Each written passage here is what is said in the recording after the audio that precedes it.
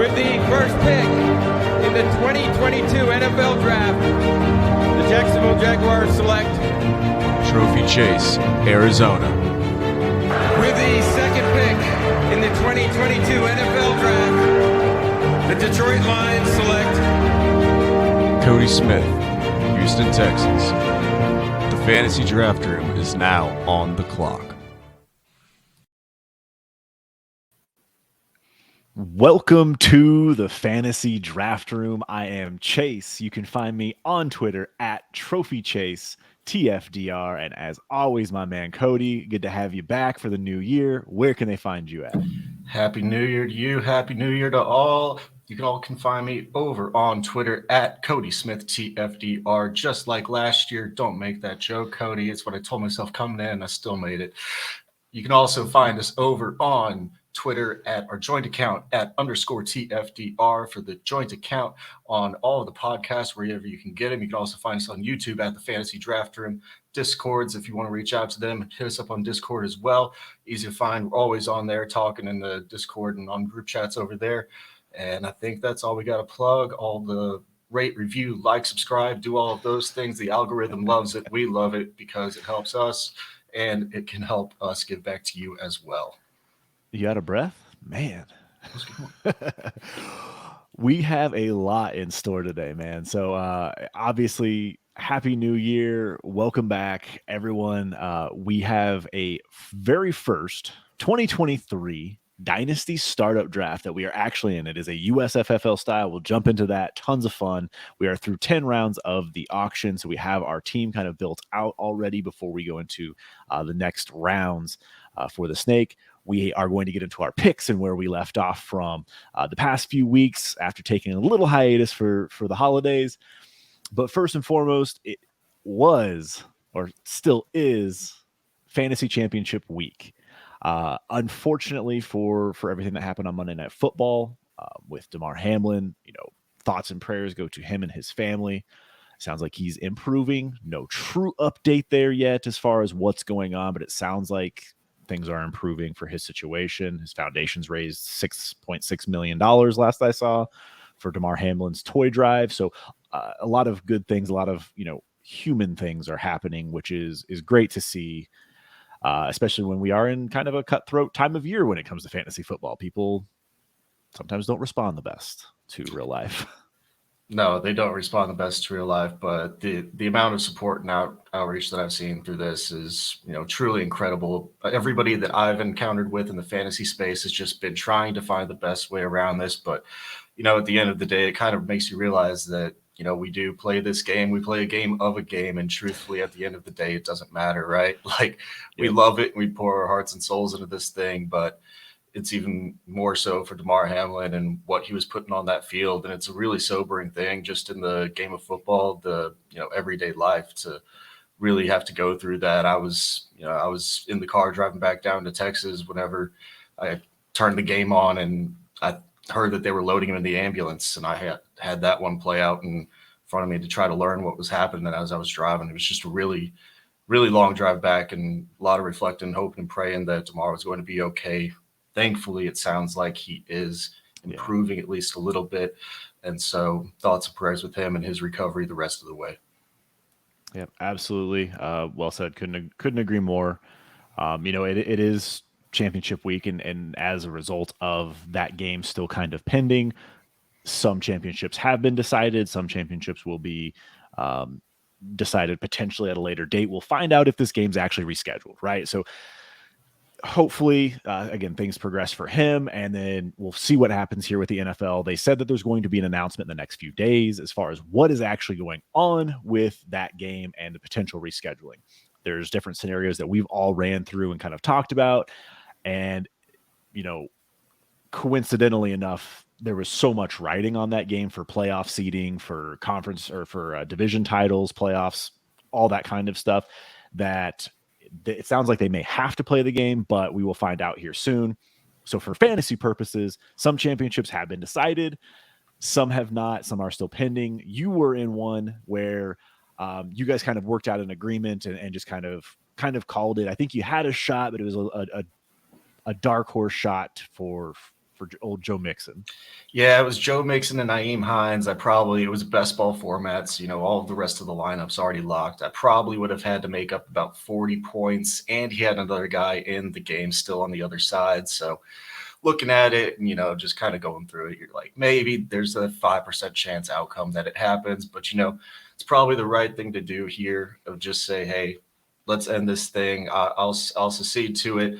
We'll I got a little bit of a percentage back on the second place win. Shout out to Jay Peters for that one. Really appreciate that. Didn't have to do it, but another thing of just, trying to find the best path forward for this. And that was my championship game. That was the one that I put all my eggs into the basket for. And unfortunately, I lost Derrick Henry, DeAndre Hopkins, and Antonio Gibson in the last 2 weeks.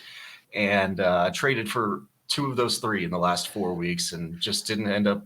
Week 17 was brutal, man. It was brutal for fantasy purposes, brutal week 17 with all the injuries and guys sitting out due to injuries and stuff like that. So I didn't get any championships under my belt this year. Unfortunately, came up short in the one that I was still in. But we can take that and transition to how did your teams do in your 2022 fantasy season? Well, now that you bring it up, I am the champion of Royal Rumble, baby.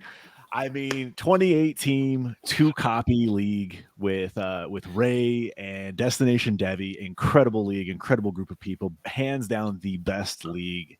So props to Ray for putting that together and having that. It was old Heisman versus new Heisman. Again, 28 teams, 2 copies, and I mean, it was a grind, and I came out on top. I was worried about my week 15 matchups, and I literally played luck comes into this. Like when you win a title, I literally played the one team that I could have beat week 15 in order to move on. And it worked out. Well, week 16, week 17 panned out. I still had Stephon Diggs to play, but I was up by 30 in the championship. And man, it feels so good. It feels so good. Like all that effort, all that time, all that energy paid off. But again, it was so much fun. Hands down best league that we're in, and both of us are in this league here too. Oh, absolutely love this league. I'm not the champ. I ended up turning this thing into a rebuild, punting for next year. We've got the first under my belt. We're going to be coming for that belt. That you're actually going to be getting the belt too. We're going to be hanging that thing up behind you. I assume that thing's going to be loud and proud here behind you for the next, I don't even want to know how many years, but man, congrats to you and that team. It was a hell of a monster you built. I know me and you even put in hours together trying to run that thing and figure out where we could go.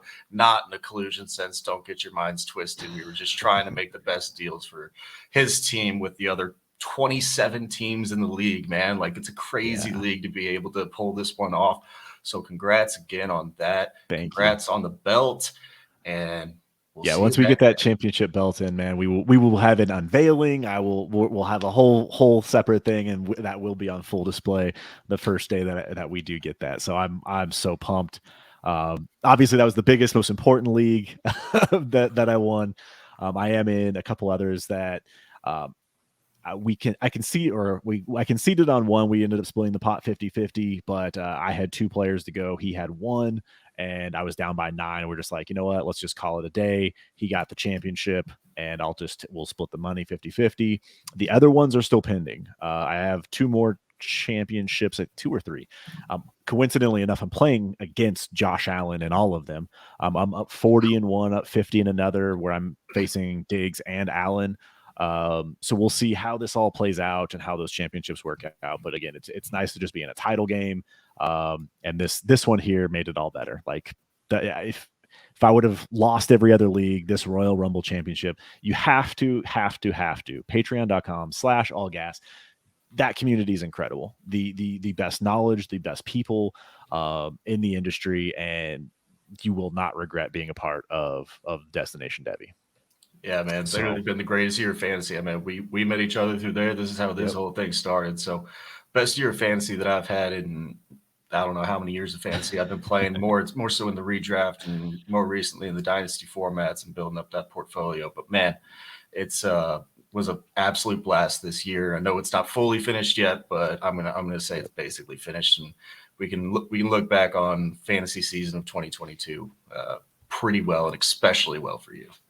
And in the coming weeks, we're going to dive into some roster construction things. So we will show some of our playoff and championship contender teams, how we built them, how it worked out. Unfortunately for you, I think if you would have had your guys that were out, you would have been in the championship as well for, obviously, or you would have won potentially with D-Hop and Henry. So it would have changed things. So we are going to dive into some of that. So you will get to see the rosters behind the championships and the championship contenders as well. So we'll get into that later. Right now, we have a competition that we're going through, and we have been picking for the last few weeks and kind of looking at, how are we doing with betting? You're picking against the spread. Week 1, you had me, or week 16, you had me 8-8, 7-9. Last week, I got lucky. I think I got lucky for fantasy championships. I got lucky on picks. You had a good week last week, man. It was a solid week last week. Going 11-4 on the spread, it's a hell of a week. I'm still staying positive. Positive. I'm not going to call it bad, but you kind of did lay it down on the table on me. So congrats on that one. You've pulled ahead 18-13, 16-15. We'll keep this one going, keep this series going, just checking back in on it for the remainder of this year. And now it's time to pick our spread games for week 18. Finish up the regular season with the last 16 game slate that we have. Football's ending too soon, man. Oh man, that's the thing, is we talk about it all the time. We look forward to August, September, games kicking off for college and in the NFL. And next thing you know, it's the end of December. We have the playoffs left, and you're just like, what happened? Fantasy's over? I mean, fantasy's just beginning if you're into Dynasty, but never ends. Yeah, it never ends. But man, I can't believe we're picking week 18 right now. Cannot believe it. All right, let's get into it, though. First game we got on the Saturday slate, KC, Las Vegas. Las Vegas coming in at 9.5 favorites against KC. This will be a Jared Stidham game. Derek Carr is benched for the rest of the year, told to get the hell out, go home. We've got Jared Stidham going up against Patrick Mahomes, 9.5 favorites. Who do you got here? I'm gonna take Las Vegas getting the 9.5. I'm just gonna ride Jared Stidham. I have to. I'm gonna take that in the points and hope that secondary of Kansas City just can't hold up. Yeah, I still believe Jared Stidham fully stinks. The Kansas City Chiefs are very, very good. And so maybe some, one-hit wonder magic coming off the bench for the first time, feeling good. Ain't going to keep the feeling rolling. KC minus 9.5 there. All right, next game up, we have Tennessee and Jacksonville. Jacksonville is a 6-point favorite. They're giving up the 6, and they're at home. Tennessee is going to have Dobbs in playing. Derrick Henry sounds like he's going to be good to go, locked and loaded. But man, for me personally, I'm going to give up the 6 points and take the Jags. I feel like Doug Peterson has a game plan where he can pick apart this Tennessee secondary without running the football and just look for Ingram, Christian Kirk, and Zay Jones to just torch that secondary. Yeah, I'm going to go on the other side on this one. I think Joshua Dobbs is about 5 times better somehow than Malik Willis is this year, and that's incredibly sad to say.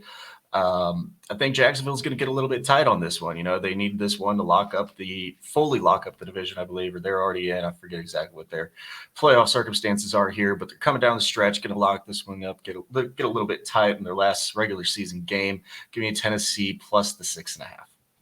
Yeah, that is for the division title. So the winner is in the playoffs and gets a home game. So I'm pulling for the T-Laws, baby. So next game up, big one for Tampa Bay. Tampa Bay on the road, and it looks like Atlanta's favored by 4.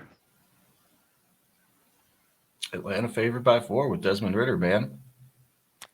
That seems weird, but give me Tampa Bay. I'm just going to make this one real easy. Give me Tampa. Yeah, they actually showed out and actually were able to move the ball last week. Mike Evans had the connection reestablished with Tom Brady, putting up 207 and 3, I believe, last week. So I think they keep it rolling. I'm right there with you. It seems a little bit like, I guess they're at home, so maybe a couple points there. But yeah, I'll take Tampa Bay to keep it within 4. I feel like I believe, if I understood correctly, Tom Brady's only going to play some of the game, and they're going to have Trask and Gabbert in, so that could contribute to it. But I still feel like that team is just better than Atlanta, and so I'm gonna roll with that. So Next up, Buffalo Bills and the New England Patriots. Buffalo favored by 7, giving up 7 points here at home. Now, this game does matter because the Cincinnati and Buffalo game was not played. Buffalo is playing for home field advantage in the playoffs still. This game clearly matters, and it matters for New England. New England is the 7th seed, so basically they win and they're in. If they lose, I believe they're eliminated. So who you got on this one? Yeah, man, this is a play for Demar game. I would take Buffalo. It's impossible for me to take the other side. I could not, in good conscience, do it. I don't care if the line is -40. I would still take Buffalo. Yeah, I'll take Buffalo and give up the points as well. We'll just move on from that one because I feel like seems like a no-brainer, right? You would hope, man. Hope they can come out and turn that one around there. Let's move into the Sunday slate games. I guess that was our first couple of Sunday slates over there, but we're moving into Minnesota and Chicago. Chicago picking up +7.5 against the Minnesota Vikings. Fields is out of this one again, I believe, had the hip injury flare up again, and he will be out is he out for the remainder? I guess this is the remainder of the year because this is their season. So Minnesota with Kirk Cousins going up against Peterman, good God. Oh, yeah. Again, don't care. I'll take Minnesota. You put those quarterbacks up against each other, I'll take Minnesota every time. Feels like this should be a 17.5 point favorite for them. So I'm going to take Minnesota and give it up to 7.5. I'm perfectly fine with that. Yeah, I don't see a reason that Chicago is even remotely competitive in this one. All right, moving into Baltimore and Cincinnati. Cincinnati at home. They are also playing for their home field advantage because they didn't get the game completed last week. So let's see how they respond from that. Again, just incredibly unfortunate game. And to play this on a turnaround of 1 week has got to be heavy on these guys. But they're still coming in against Baltimore -7. The inept Baltimore Ravens without Lamar Jackson can't move the ball on offense. Who do you got? Which side here? Cincinnati is playing for the division. This is a division championship game, basically. Like Cincinnati, if they win, they lock it up. If they lose, then that Buffalo Bills game will figure that thing out. So I feel like Cincinnati is going to just seal the deal here. I will take Cincinnati giving up the 7 points at home. And yep, Joe Burrow and company is going to do work. This is the game that's going to make the NFL lives hard for these guys. Baltimore is going to they're gonna cover. I'm not gonna say they're gonna win. Okay. They're gonna cover. Fair enough. Almost upset. Almost upset.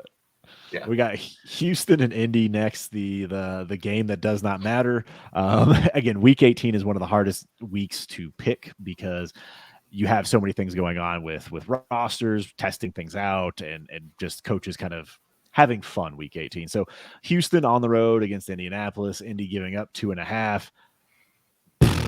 I mean, who you got in this? Man, I think this is the first time all year I'd actually pick my Texans.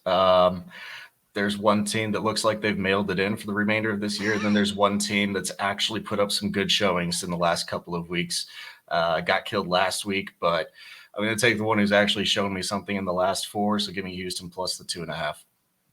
Yeah, Indy's depleted. I have no problem taking Houston outright. But yeah, give me Houston in points. Sure. Why not?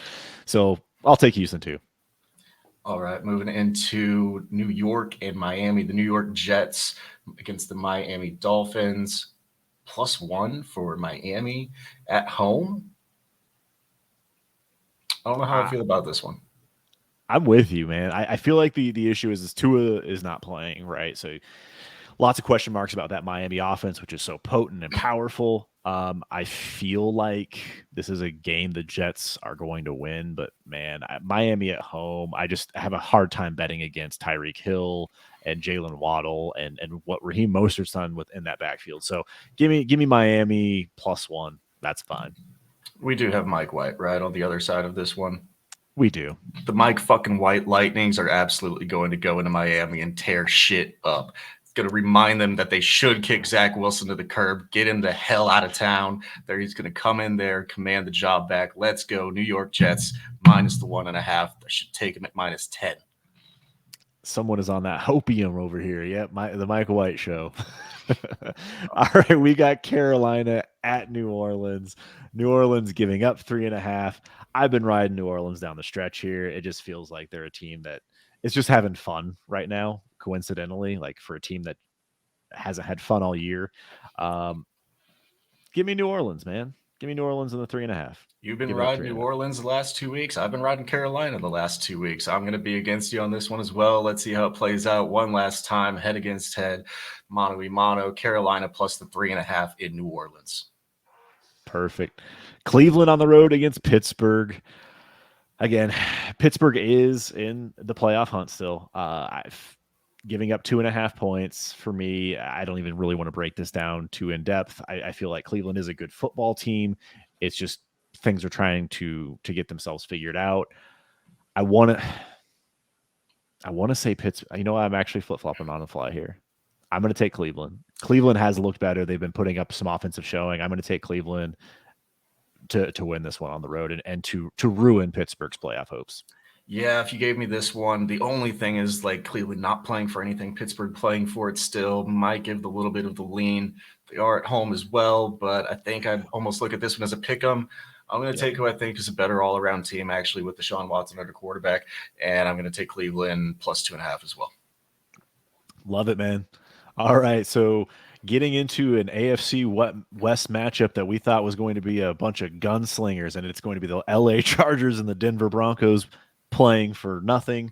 I want to say Denver just because I feel like Denver is out there actually playing, like want to see Russell Wilson. They want to see that team play as a cohesive unit.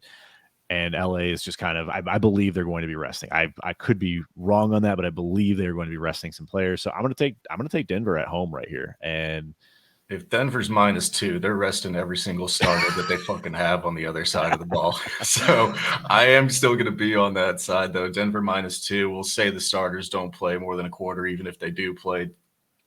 Week 18 toss-up game. Flip a coin however you want to take it, but I'll land on Denver. Love it. Love it. And then we have the NFC East matchup with the Giants resting their entire roster against the Philadelphia Eagles playing for home field advantage, giving up 14 points with Jalen Hurts in the lineup. I feel like this is a no-brainer, Philly giving up 14 points. I mean, it sounds wild because that's a big margin, but I think Philly's just going to run house. They're going to run house, but I believe that it does open up the possibility of a backdoor cover, maybe on like the last play of the game. New York Giants just out there having fun with a bunch of fourth stringers. Philly's already pulled all their starters because they're up by 3 touchdowns at this point coming into the fourth. I'm going to go with a backdoor cover with the New York Giants getting plus 14 in Philly. And I'll run it down here from the stretch. We got San Francisco and Arizona. San Francisco with net -14.5, biggest spread I believe that we have on the board. Yes, it is. Against Arizona, bad Arizona team. I believe we have David Blau back again under center for Arizona. Hasn't looked nearly as incompetent as Trace McSorley, but that's not saying much. San Francisco rolling out there with Brock Purdy and the boys again, I assume. Good God. I'm not going to bet 2 backdoor covers in a row. I'll take San Francisco to cover the 14.5 on this one. Yeah, San Francisco is still playing for something here. They have the potential to slide in as, you know, if the Eagles do not win, they have the potential to slide in as the 1 seed. So they are playing for something. That's a lot of fucking points. I'll still take San Francisco giving up those points. Arizona has nothing on offense, so yeah, easy. It's bad over there. LAR against Seattle. Seattle getting 6.5 against the Rams in the afternoon window slot. Seattle is not playing for anything anymore at this point. What's their playoff situation in this one where they're catching 6.5?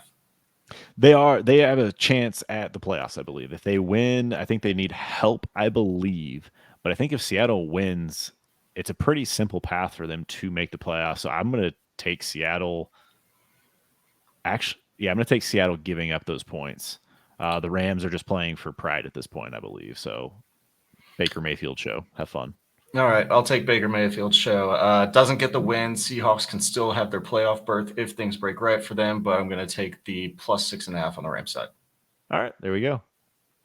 Then we move into the last afternoon window of the year in the regular season. Dallas Cowboys against the Washington Commanders. Washington Commanders getting plus 7 at home against the Dallas Cowboys. Dallas Cowboys still playing for stuff.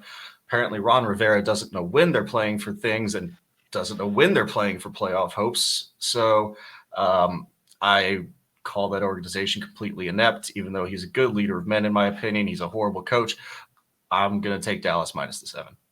I wanted Riverboat Ron fired last year. I hope it happens this year. Again, great person. Wish the best for him and all that he does in his future. But the fact that he named a starter and then changed the name of the starter, it is Sam Howell apparently starting quarterback for Washington. What a debacle that has been. Yeah, give me Dallas, and I'll give up those points. Fine. And then to close out the regular season of 2022, the Detroit Lions and the Green Bay Packers. Green Bay catching minus 4.5 points against the Detroit Lions. Who do you got here for the last regular season pick of 2022? Too easy. You are not. Sorry, you can if you want to, but I am not betting against Aaron Rodgers at home with the playoff berth on the line. Aaron Rodgers is going to win himself this game, and I'll give up those 4.5 points. He'll do it in convincing fashion. Yeah, back-to-back MVP champion is not going to win it for the three-peat, but he has turned it on here as of late at home against the Detroit Lions in the NFC North for the playoffs in Lambeau in the cold. Yeah, can't do it. Give me Green Bay minus the 4.5. We'll close that one out on the same side. Bang. Love it, love it, love it. So we'll see how this wraps up. We will continue to do these throughout the playoffs. So this is by no stretch over, unless you stink it up this week and then you give me such a big lead. But no, we're coming back. I don't think that's going to happen. This is going to be a wild one for us. Yeah, who knows on these Week 18 games, man. I think we got enough on either side to get me a little bit of points caught back up for you from last week. Yes, sir. Yes, sir. So let's roll into it. Shall we? Any last things we want to do before we dive in? No, let's get straight into it. Our first co-managed draft together. Yes, sir. We've taken over an orphan.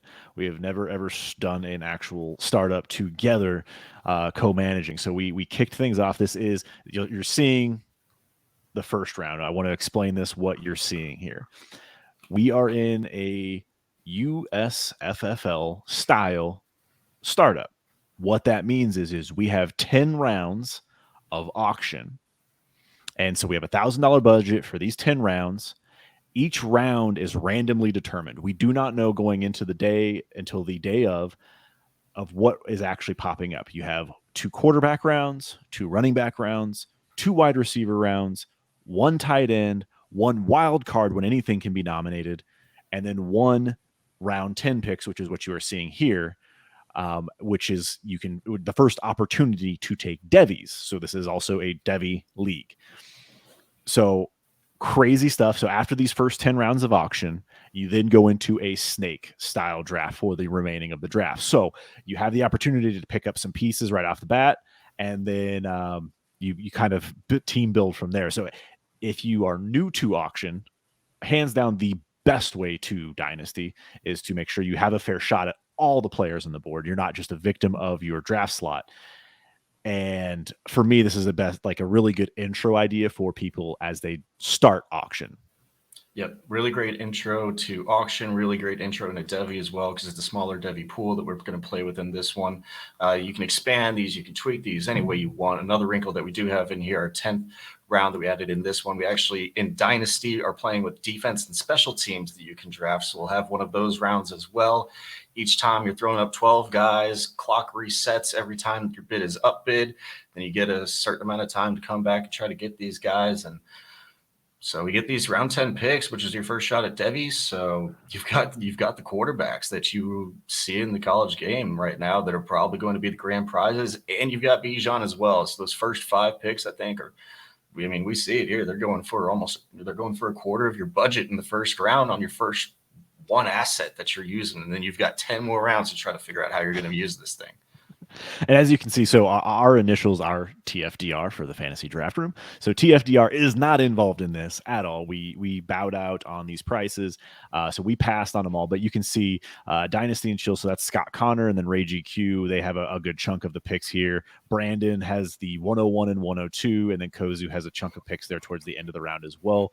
And, when you really think about it, yeah, it's Caleb Williams, it's Drake May, Bijan Robinson. So it's any 2023, 24, 25 players that you can project, and or it can be any remaining player that does make it out of the auction. So for instance, if we have Derrick Henry who has not been drafted through these rounds, if you wanted to take Derrick Henry here, you can. But again, keep in mind what you spent or what budgets are being spent on these players. So it looks like we're going to have quarterbacks right off the rip, some Devy guys, and then best remaining players. What do you see here? Anything you want to add to this round here? No, I mean, I think you can see a lot of guys that are just saying, hey, the quarterback landscape of what we've seen right now isn't that great, so we're going to spend up at the beginning of this draft. If the guys slip through, we can take them there, or we can pivot. We can take your favorite of May, Williams, Stroud, any of those guys, because we also have those guys as well.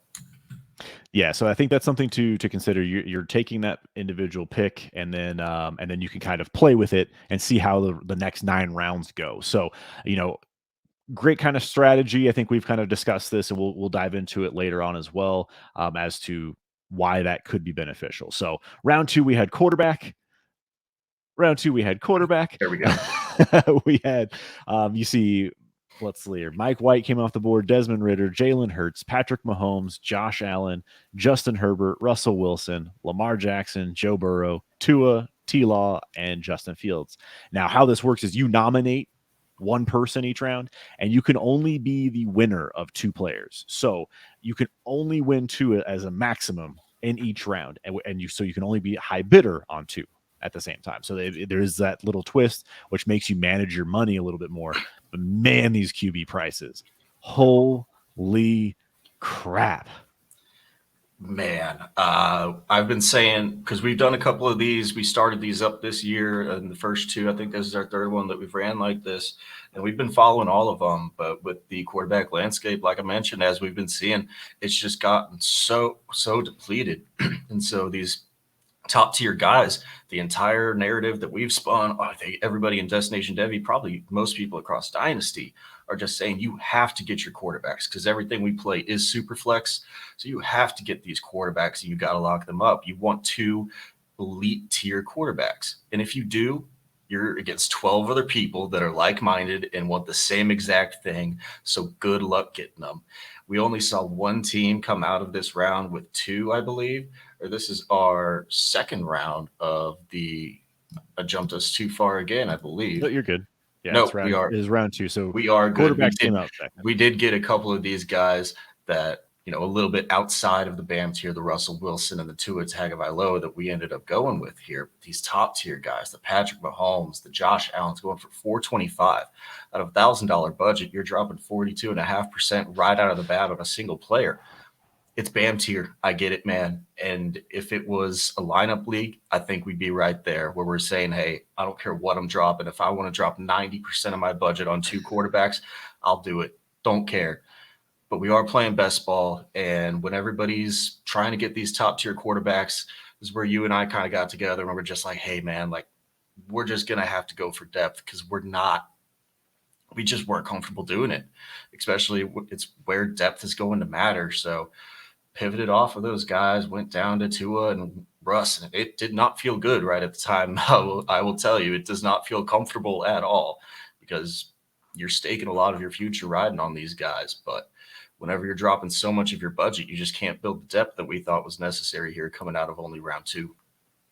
Yeah, and for those that are new to auction, when everyone is zigging, you zag, right? So you see all of these guys 360, 370, 370, 370, 380, 400. And like the gap between those 360, 370 guys and then where we ended up getting Tua. And again, understand the concussion concerns, understand that.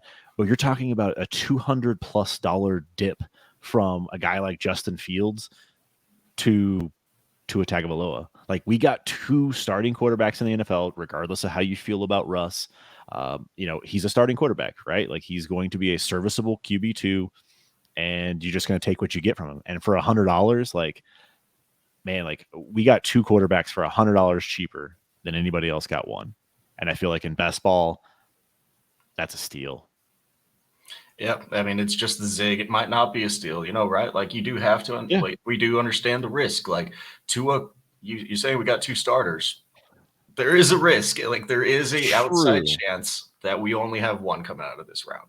And True. so there is a chance, I don't believe personally that it's going to happen. I don't believe there's a large percentage chance that Tua doesn't end up playing again next year, but you got to understand the risk that's involved with it. And, when you're trying to win leagues and you're trying to build your team out of the draft the right way, I think you just got to take some risks at some point. Quarterback normally isn't where I like to take risks, though. It does, like I said, it does not feel comfortable. But for the prices that we got these guys at, I can't say anything bad about it, man. Yeah, I mean, and so through 2 rounds, we ended up with 2 players. We got 2 quarterbacks, so we're down to $758. So you can see the remaining budget at the bottom of the screen. So I'm going to go on here to round 3, which is where we had a wild card round. And again, these things come up randomly, so we just don't know what round is going to happen, which changes your strategy as you go in. So anyone could throw up any name they wanted. And as you see, we had some tight ends, like Kelsey and Goddard, Najee, Deshaun Watson, Tony Pollard. We had a defense. The Bears defense got thrown up. Tyreek, Kyler Murray, Dak Prescott, Kirk Cousins, CeeDee Lamb, and Jerick McKinnon. Again, can only win 2. And we came out with Goddard and Tyreek Hill at $80 each. And what else did you notice in this round that kind of stood out to you? The wild card round is one of the most difficult ones, especially when you're getting it early. Like we said, we played through a couple of these before. Wild card round is one of those that is pretty hard to actually determine, because if you're in the middle tier guys, you don't have any basis for what the prices should realistically be. So you're seeing here, like we got the Chicago Bears defense going off for 46. We're going to get to the defense round later, and I mean, when you're paying up a little bit, it feels like when you look back at it, you're paying up for the Bears defense, because the defenses are going to go for a lot less than this, especially for a team like we see the Bears defense right now.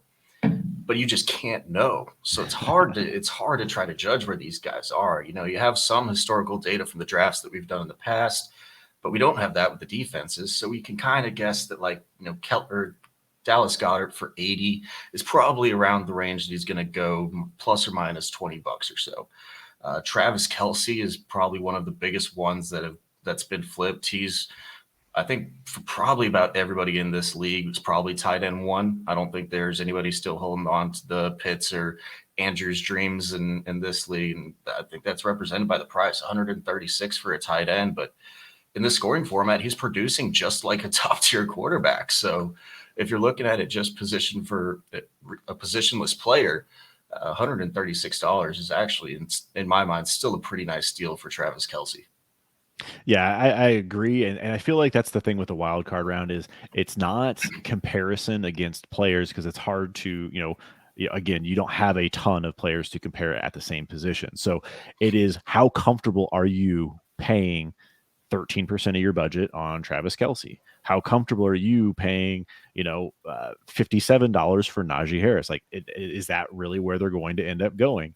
And so you see those prices, but again, Travis Kelce, the tight end 1, in our opinion, and a guy that you're going to be able to rely on, I'm comfortable. And when you look at the scoring, he's a top 5 scorer in this. It is a 2.0 tight end premium. So it is a heavy premium for Kelce. Which is why we were okay going up to 80 for Goddard and taking Goddard at that price. Same thing. We got Tyreek at 80 and CeeDee Lamb at 126. We thought CeeDee Lamb at 126 at that moment was a little high. But when we get to the wide receiver round, you're going to find out, like, it is just crazy to see how different things are just round by round.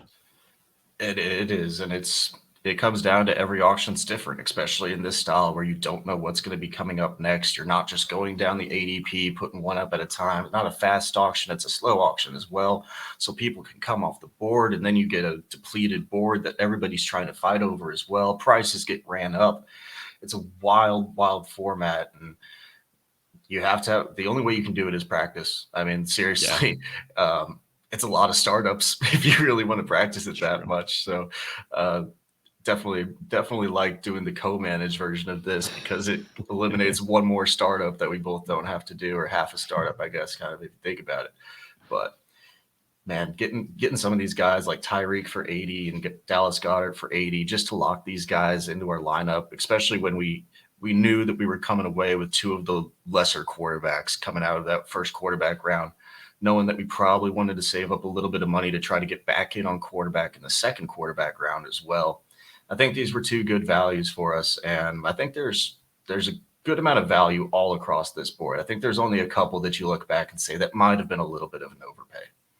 Yeah, I feel like this is a round where, in general, with the wild card round, I will pick my guys and I will go after them. Like when you see the wide receivers, there's two on the board with CeeDee Lamb and Tyreek Hill. Tyreek Hill is probably going to be the higher scorer for the next year or two. CeeDee Lamb's obviously very good, very young, but in Dynasty minds, CeeDee Lamb is the better player. He's the higher ranked player in people's minds. So we took the quote unquote value on Tyreek by saving $50 or $46 on Tyreek Hill. Same thing with Dallas Goedert. We had those two tight ends on the board, and it's like, okay, well, someone's going to run up one, and we will just take the lesser of the two, who is still a very good option in tight end premium. So I think when we look at it, it's still getting a very good player, but it's making sure that we're not like, oh, we're just going to pay top dollar for some of these guys. Again, it's writing the value, and we'll kind of see here. If you don't mind, do you want me to switch over to the next one? Yeah, we can go over to round 3 or round 4. So you'll start seeing here with like Najee at 57, like some of these prices are starting to come in play. And you had, like, we ended up getting Ramondre Stevenson for $35 and Joe Mixon for $33. You see Kenneth Walker coming off at 48, 26 for Swift. Like that feels like a steal for Jay Rich. We have a lot of these prices. I think the higher one, Saquon 72, CMC 77. So you get an idea of some of the pricing of where these running backs ended up going. And I mean, like we saw Tony Pollard go for 29, and it's like, would you rather have Tony Pollard, DeAndre Swift? Sure, Tony Pollard played really well this year, but I don't think I'm going to be taking him over Swift right now in Dynasty. Are you? I mean, man, to be honest, I've gone out on Swift. That might actually. We'll see. We're about to do another off-season pass on rankings, and yeah. If Pollard had his destination known, even if I think he was just coming back to Dallas, I almost think that I would have him over Swift because he's going to get more work than he is in the Lions offense right now. Know that Jamal Williams is a free agent, but we've seen how this backfield has been split up. It's even been split to 3 guys now. I don't have faith in DeAndre Swift anymore. And yeah, actually, we're not trying to do a ranking show here, but I'll say it right now. Give me Tony Pollard. Hot take. Here we go. But you're not wrong. Like I have never been in on Swift. For me, he has been one of those guys that is perennially overvalued, and people love him. I love the talent. He's electric. Blah blah blah blah blah. Dude's never healthy. Dude always splits the backfield, and who knows? Maybe this year will be different.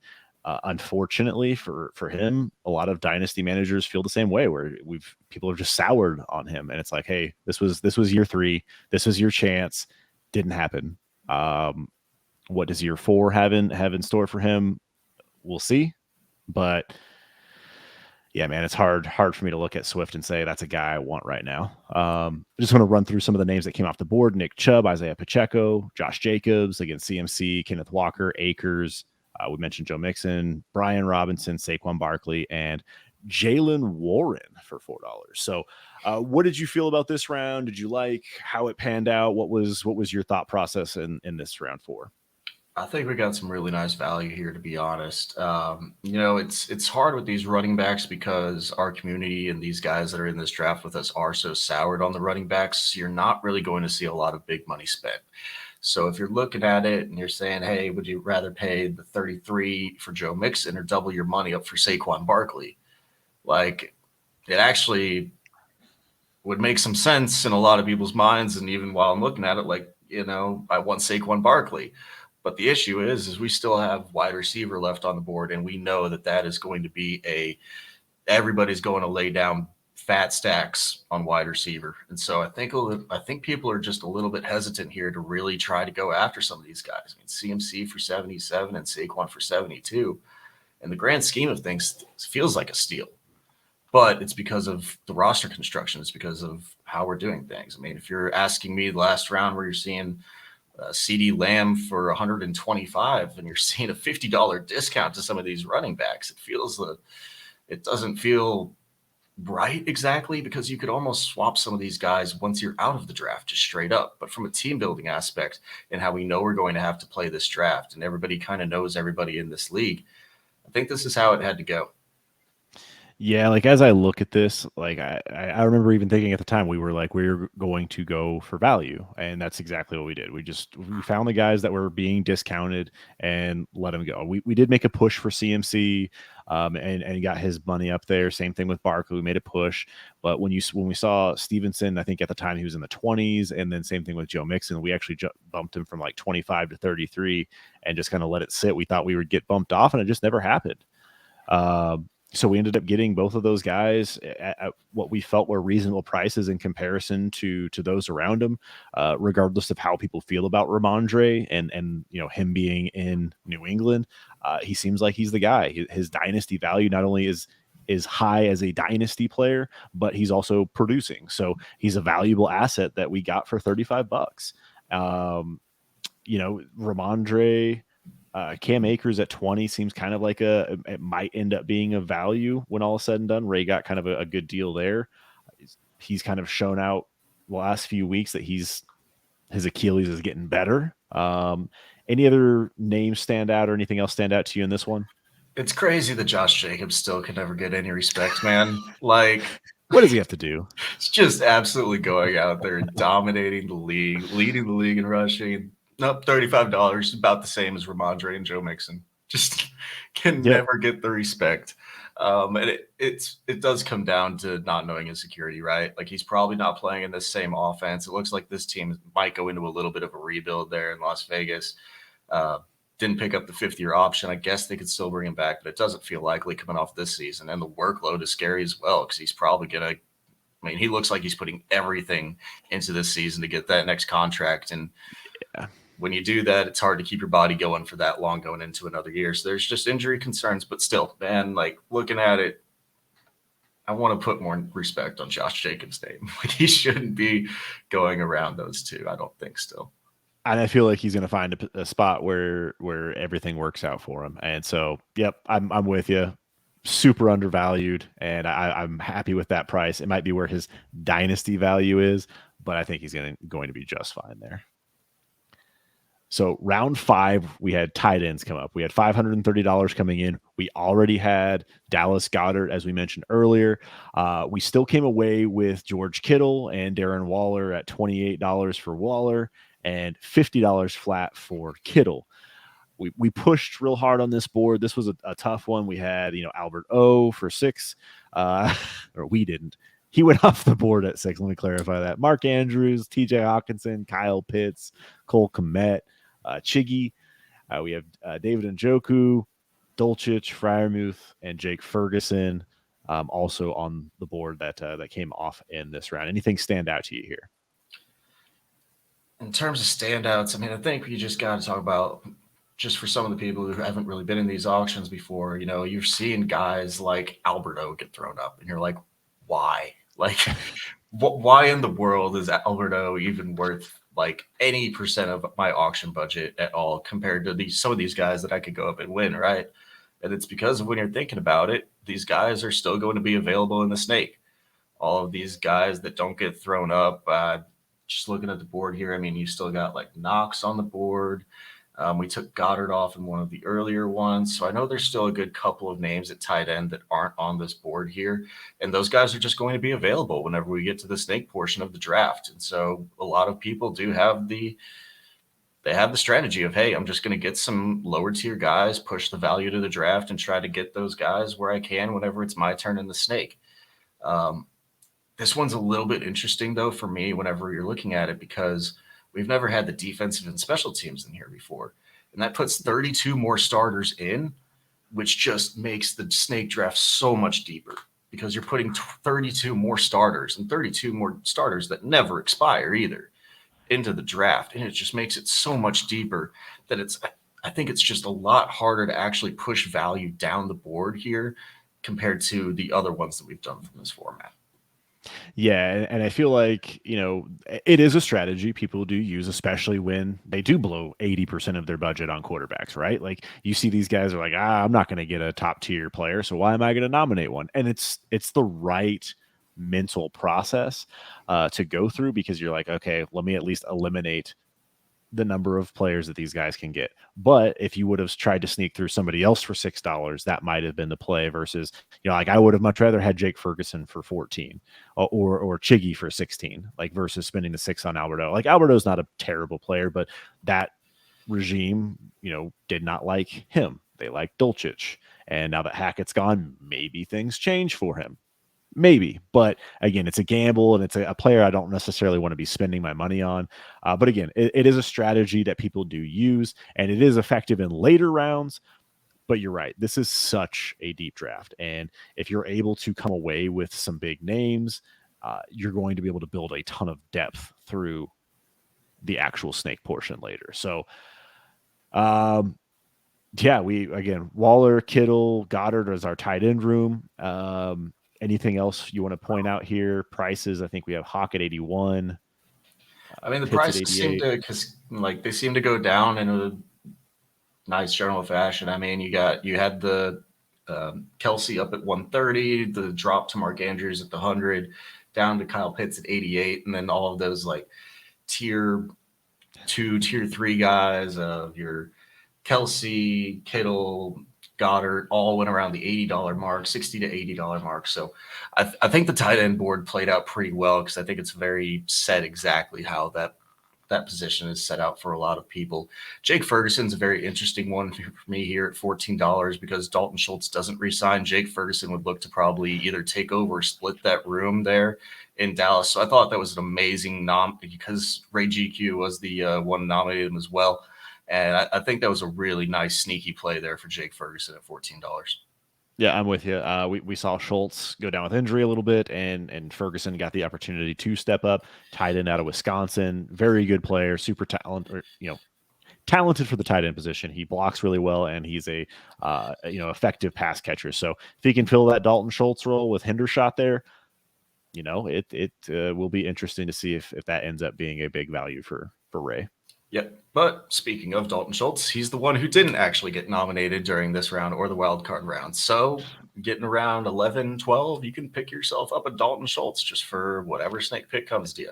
Yeah, there's Evan Ingram, Noah Fant, Mike Gesicki. Like there's a bunch of names still available. Bellinger, that you'll be able to get in the snake. So if you missed out, you might get one for free. It just depends on where you want to pick in that snake and take another tight end. So let's jump over to quarterback round 2.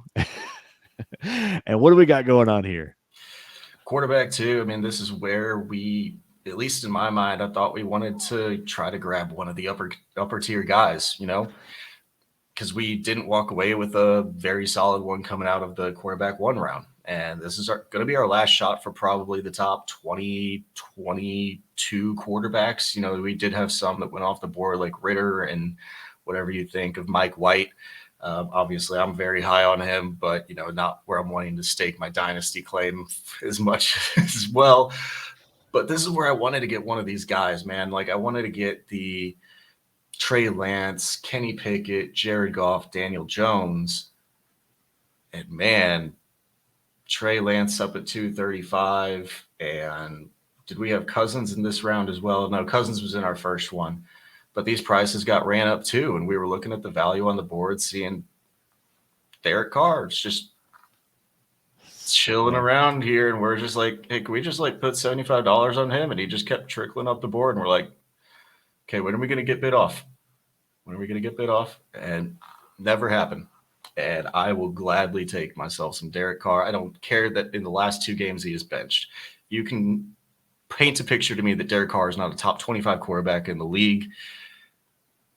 I don't know. I want some of what you're on, because I think you're taking something. I with the landscape as it is, Derek Carr is still a good quarterback, still going to be a starter, barring crazy circumstances next year. So this was my favorite pick that we made, or favorite auction that we won in this entire draft.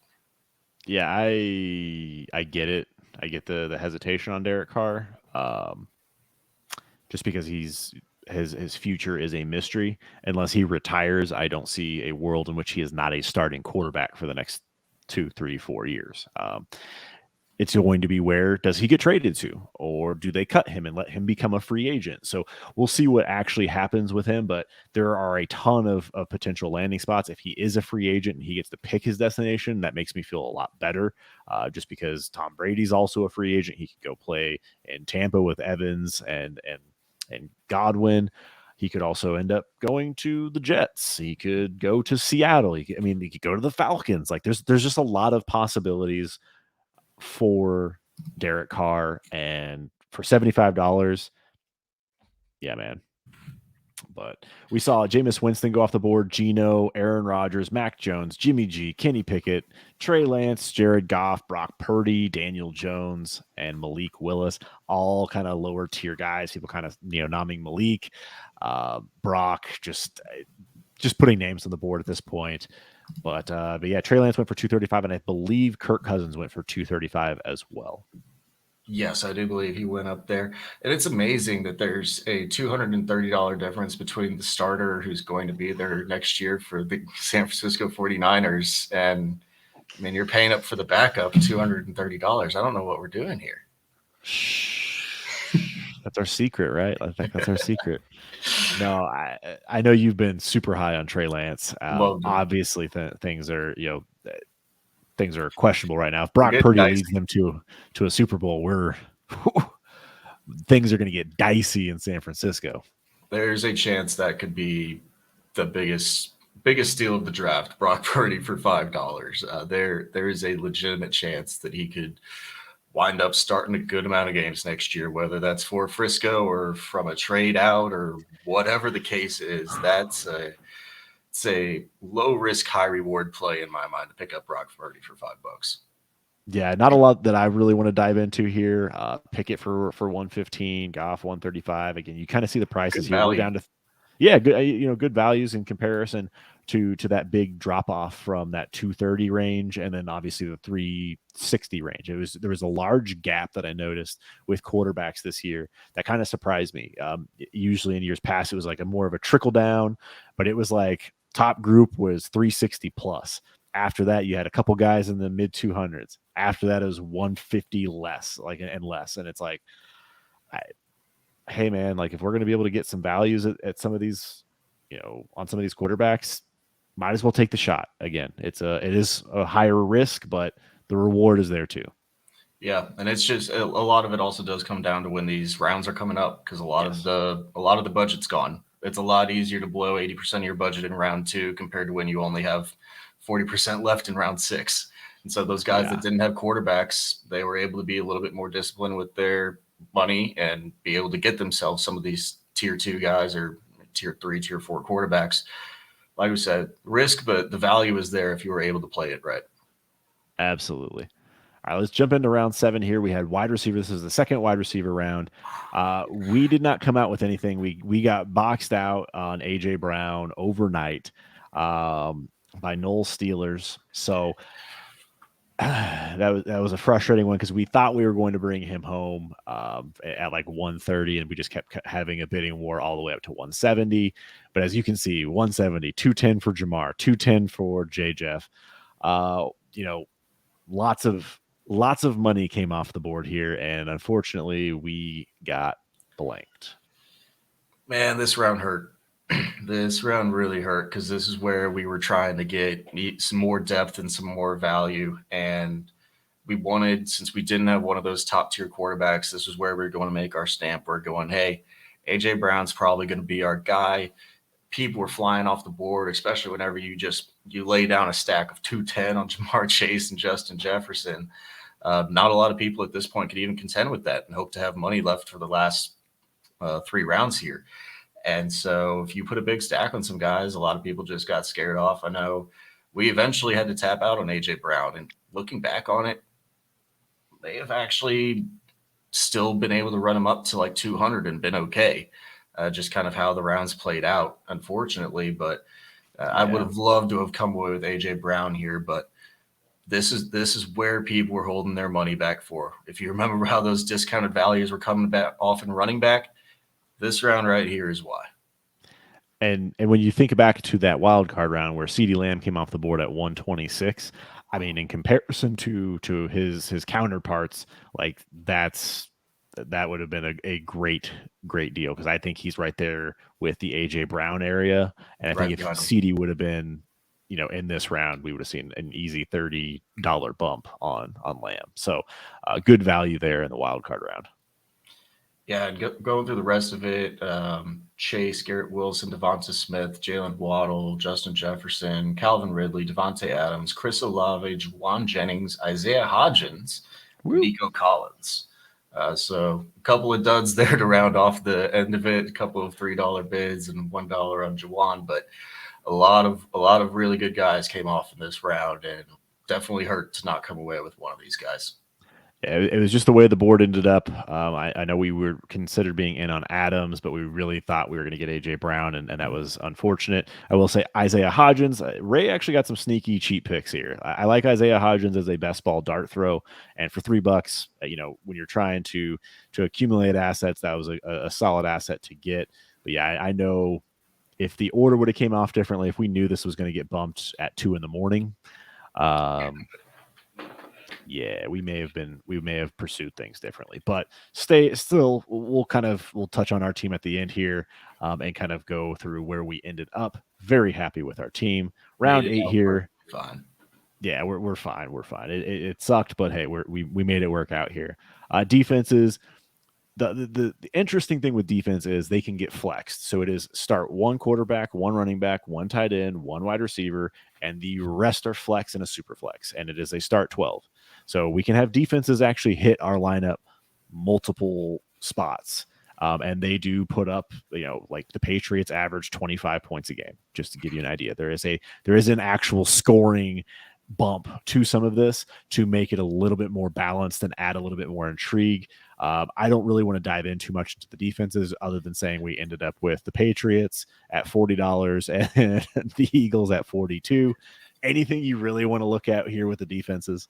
No, just need to say, I mean, we missed out on the last round, missed out on AJ Brown. We were like, all right, well, we're getting 2 of the top 3 right here. Yeah. So just lay it down on the Patriots and the Eagles. We'll get our 2 from this round, walk away, and try to pick up 1 or 2 more in the snake draft.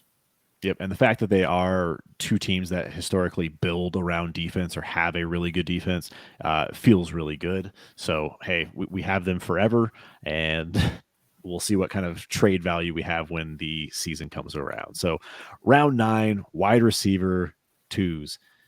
This is where we made some noise, and again, it's the 9th round.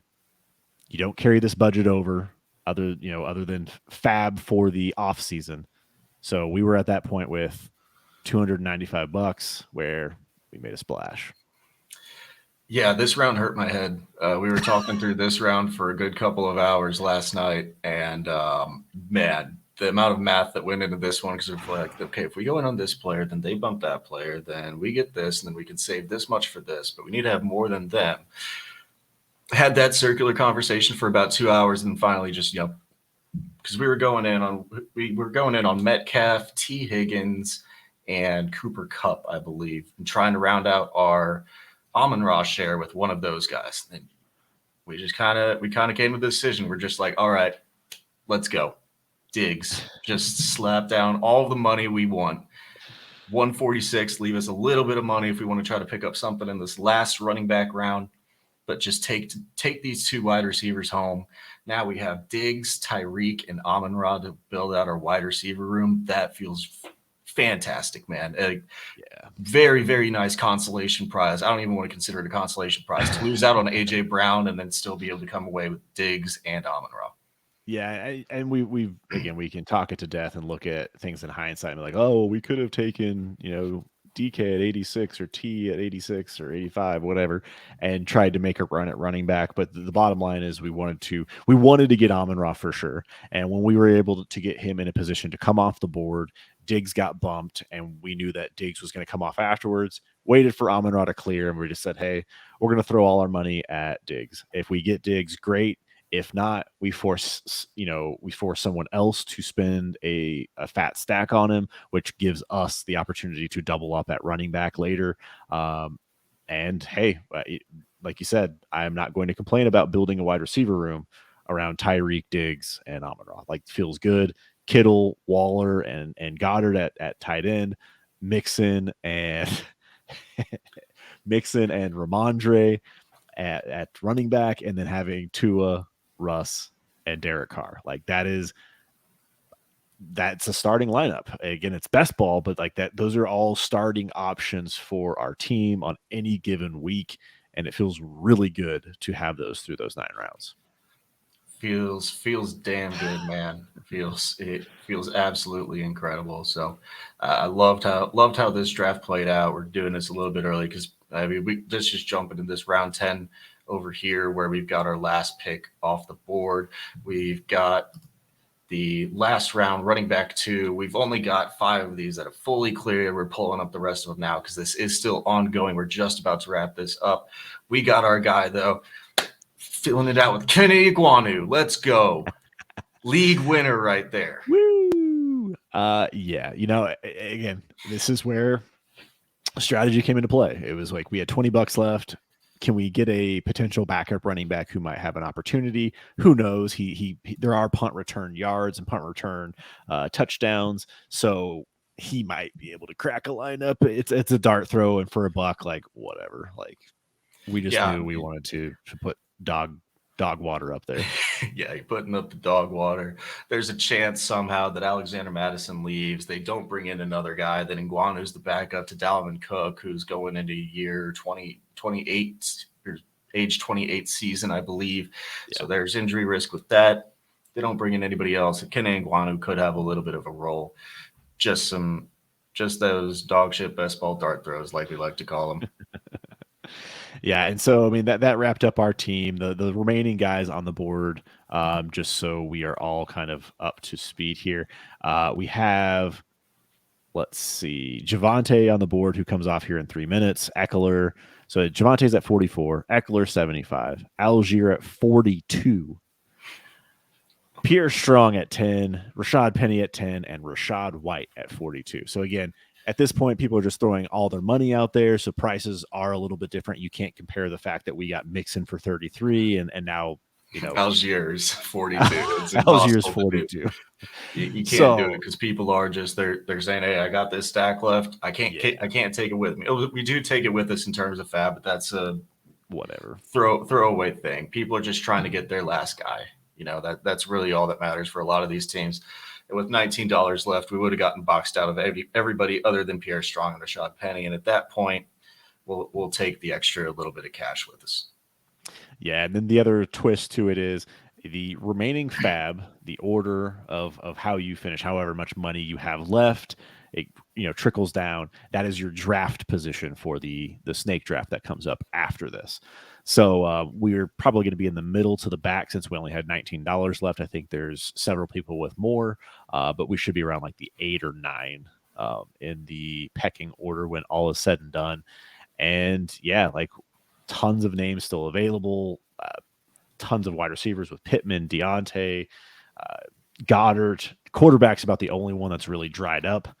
And yeah, man. Quarterback is rough. You're looking at like Tannehill, Tom Brady, Matt Ryan. Like, you're looking at some god-awful pieces over there. And we don't have any pictures of these teams, and I'm just kind of scrolling through as we go here. Eric Vanek, he has Jalen Hurts, Mac Jones, Aaron Rodgers, and Mike White going along with JT, Kenneth Walker. That feels good. Only has one wide receiver with Calvin Ridley, but he does have Mark Andrews and Kyle Pitts along with the Steelers defense. I mean, he built an interesting team. We still have a lot to play out with Ray's team and with Scott's team because they have the round 10 picks, but they have some interesting players. Any teams, I know I kind of put you on the spot here, any teams stand out to you as far as how they've built so far? The one that I really like, and we were battling with this guy for a good amount of the time, kind of made him our public enemy number one, was Kozu. And he got 3 of the background 10th round picks. So he's got the 10-12 or the 10-10, 10-11, 10-12. Once we get to there and we start the snake probably off tomorrow, got Geno Smith already. That's where you're questionable. Because in that round 10, it sounds like from what we've been hearing people talk, like there's going to be, I'd say within the 12 picks, probably 9 quarterbacks between Debbie and 2023 guy or 20 or current vets, 2023 and then 2024 class. You got to hope that you can pick up some quarterback value, man, because otherwise that quarterback room is going to be struggling. But the rest of the draft, I think he did really well, man. Breece Hall, McKinnon, T. Higgins, Cooper Kupp, CeeDee Lamb, Chris Olave, Devonta Smith, like that wide receiver room. Yeah. And then with a hammer and Breece Hall, that is fantastic. He's got the Denver tight ends of Greg Dulcich and Alberto. Who knows? I guess you got a shot on both for only $27. So whatever way it works out, you're good. Wonder if he's a Denver fan because he's also got the Denver defense and the Cowboys defense. So I think his draft looks a lot like ours, but just sub out the round 10 picks for the quarterbacks that we were able to get. And I hope for his sake it works out for him. But, man, it is a little bit scary not knowing what quarterbacks are going to be left there at the 10, 11, 10, 10, and 10, 12.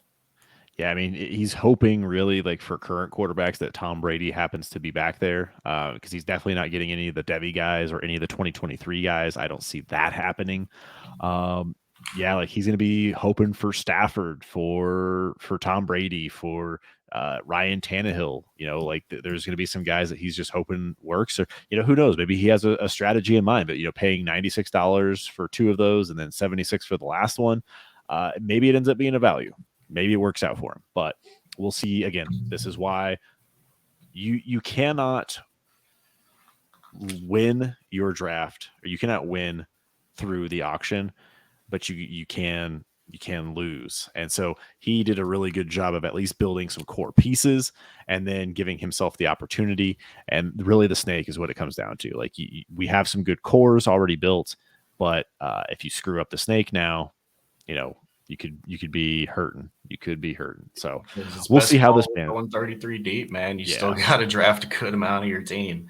Some people, you know, you anywhere between 6 and I think our cap on this one was like 14 assets that we came away with. So you still got to fill a lot of guys through the snake. Still got to fill this team out. And so, yeah, there's a lot of work left to be done with these teams. Like where a lot of these guys are, there's a couple of teams that have some question marks, got to fill some spots. But really like where we came out of this auction with to start up the snake draft tomorrow. Yep, 0 complaints. Coming out with 14. Coincidentally, crazy enough, Kozu did come out with 16. Ooh. Or he's in on 16. So he actually did the magic number and came out with a max. So good for him. Again, got those 3 picks to figure out, but yeah, man. He kind of cheated. He got 3 picks in 1 round. That's all. I'll still give him credit. I'll still give him the credit. 16 assets. That's 16 damn assets, good. Just man. figure out those quarterbacks, Kozu. You got it. Yep. So this has been fun. We'll kind of keep you updated as this finishes out, and we are going to start doing some off-season prep for everyone because some leagues are going to be opening up right away. Some are going to take a little hiatus. This will be a great opportunity to mentally prep and get your team ready for when waivers do open. We'll dive into the 2023 class as well. Anything else you want to touch on before we jump out of here? No, man, I think we're all good here. If anybody has any questions about how these leagues run, I know that we're trying to get more of these filled throughout the off season. Yes. I'm sure there'll be like 5 more of these. If you get into the Patreon over at Patreon/allgas, get into the Heisman tier, join up with heavy hitters from the industry. We talk to these guys almost every day. It feels like it's an incredible community that we built over there, that these guys have built and we've become a part of. And we get to play in leagues like this. That's just from a year ago today. Neither of us, I don't think, could even have imagined playing with some of these guys we've been following. So incredible community over there. If you want to get into these leagues, that is how you do it. Get into the Heisman tier at Patreon/allgas. Reach out to Ray G, reach out to Scott. We can see if we can fill you in for some of these that we're going to be doing. And then if you want to reach out to us about anything that we took away from this draft, any questions that you have about your own drafts, they're probably starting up here. You know, for some of us degens, we can't get enough of Dynasty. You're like, hey, the season's over. We need to start up right now. Let's go. Can't have any dead period. So any questions about those, leave them in the comments. Reach out to us on Twitter, Discord, wherever you can reach out to us. And we'll be happy to do anything we can. Absolutely love the feedback and the communication that we get from y'all. all the like, subscribes, algorithm things that you love to pump. I absolutely despise pumping, but we got to do it. Throw it in there at the end. And now, Chase, wrap us on out here, man. Yep. Like, subscribe, and again, make sure to let us know if you're interested in doing mocks. We're going to be banging out a ton of redraft, startup mocks. We are going to be doing auction. Auction is the way. We are still going to do snakes for everybody, but auction is the fairest and best way, and we would love to help you out and learn more or educate a little bit more on why auction is the best way. Yeah, man. I want to thank you all again for joining us. Happy New Year. Thank you so much for joining us here in the Fantasy Draft Room.